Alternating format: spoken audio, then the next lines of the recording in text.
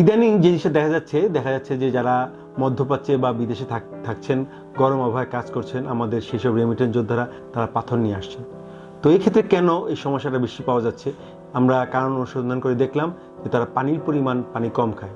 যদিও গরম আবহাওয়ায় কাজ করে, প্রচুর ঘাম হয়, শরীর থেকে পানি আর লবণ বের হয়ে যায়, এবং এটা পূরণ না হওয়ার ফলেই তাদের কিডনিতে এই ক্রিস্টালগুলো জমে পাথর তৈরি হয়।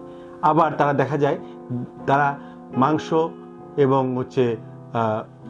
যাকে বলি আমরা রেড মিট, অথবা খাসি মাংস, গরুর মাংস তারা বেশি খাচ্ছে, কিন্তু সেই তুলনায় তারা শাকসবজি খাচ্ছে না। শাকসবজি খেলেও যে শাকসবজিগুলো পাথর তৈরি করে, যেমন অক্সালেস্টোন, কচু, পালং শাক এবং পুঁই শাক, এগুলো বেশি খাচ্ছে হয়তো। কিন্তু এগুলো নিয়মগুলো মানিয়ে চলতে হবে। পানি অবশ্যই 4 লিটার খেতে হবে। অনেকে পানি পরিবর্তে কোক খান, এবং দেখা যায় যেহেতু কোকের দাম সেখানে অপেক্ষাকৃত কম, কিন্তু কোক অবশ্যই বর্জন করতে হবে। বলা হয় একটা কোক আমাদের জীবন থেকে 12 মিনিট সময় কেড়ে নেয়।